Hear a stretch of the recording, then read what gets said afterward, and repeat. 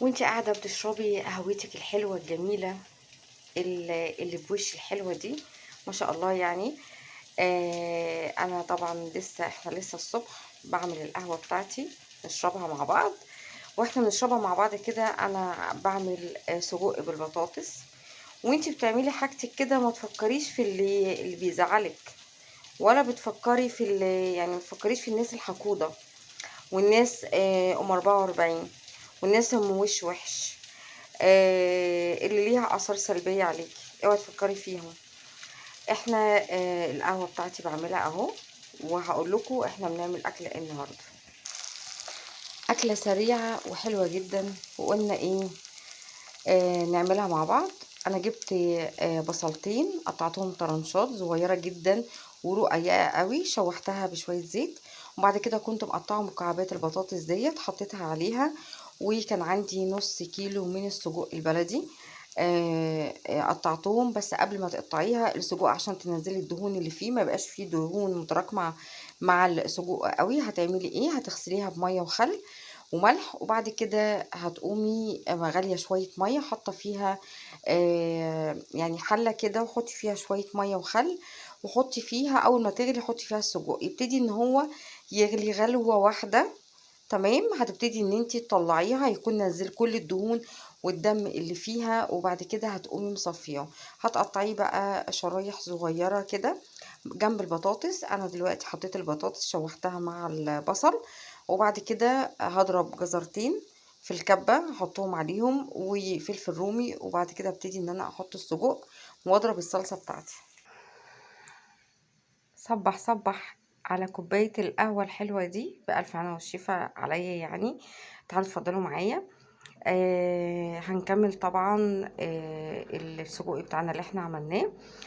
طبعا انا حطيت بشرت الجزرتين، انا ضربتهم في الكبه، بيبقوا البشر بتاعها بيبقى صغير كده.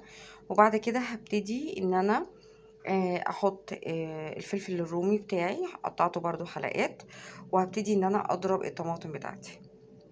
ايه رايكم في فنجان القهوه ده؟ زي ما انتوا شايفين كده، البطاطس بتاعتي بالفلفل الرومي بالجزر. تمام، هبتدي بقى ان انا احط التوابل بتاعتي.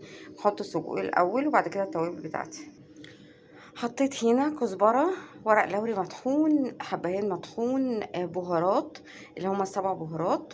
تمام، وبعد كده حطيت كمون، فلفل اسود، حطيت الملح بتاعي، بس ما كتريش من الملح بتاعك غير لما تخلصي السجق خالص. وبعد كده حطيت بابريكا، حطيت التوابل بتاعه اللحمه. تمام، هتبتدي ان انت تقلبي بقى لحد ما تضربي الطماطم بتاعتك. احلى طبق سجق بالبطاطس زي ما انتوا شايفين كده. تمام، يا رب بس يكون الاضاءه مبينه لكم. طبعا انا حطيت الصلصه وحطيت شويه ميه وغطيها بقى وسيبيها. عايزه تحطيها في الفرن بتحطيها في صينيه، تمام، وبعد كده تحطيها في الفرن. انا مش هحطها في الفرن، انا اخليها من فوق البوتاجاز عادي، واغطيها ووطي عليه، وطي عليها خالص. يعني ايه يعني شويه كده. وبعد كده ابتدي ان انت علي سنه بسنه، وتقعدي تقلبي وتجيبي من تحت لفوق. والملح بتاعك ما تزودوش قوي. ماشي، احلى طبق سجق بالبطاطس بألف هنا والشفا. ممكن بقى تعملي ايه جنبيها؟ شوية رز وسلطة، او هتاكليها بعيش او شوية مكرونة.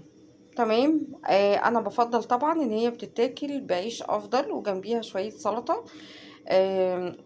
انا بحبها كده انا والولاد. او شوية مكرونة محمرين، مش مكرونة بصلصة نهائي. ما ينفعش الطبق الحلو ده يتاكل جنبيه مكرونة بصلصة. تاكلي جنبيه شويه مكرونه محمره كده، ويتحط عليها معلقه صلصه. واول ما يبتدي ان هي تتشرب وتقلبيها كده وتبقى مكرونه مفلفله معاكي، بالف هنا والشفا. يا رب يكون الفيديو عجبكم النهارده، والاكل البسيطه دي عجبتكم. وده كله بنص كيلو من السجق. تمام، نص كيلو من السجق. وقد ايه بطاطس؟ يعني نص كيلو بطاطس، ما حصلتش كيلو بطاطس يعني. لو اللي هي البطاطس الكبيره، بطاطس عندي كبيرة، هتجيبي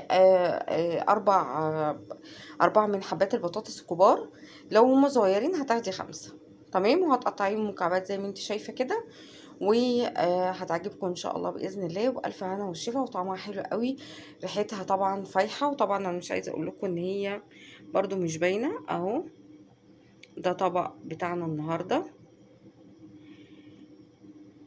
تمام، خليه بقى على النار كده، واقعدي بقى روحي اشربي القهوة بتاعتك على اغاني فيروز او اغاني نجاة الصغيرة، واتمزجي كده وايه، وصباحكم زي الفل، وبألف هنا وشفا، ويا رب يكون فيديو النهارده عجبكم.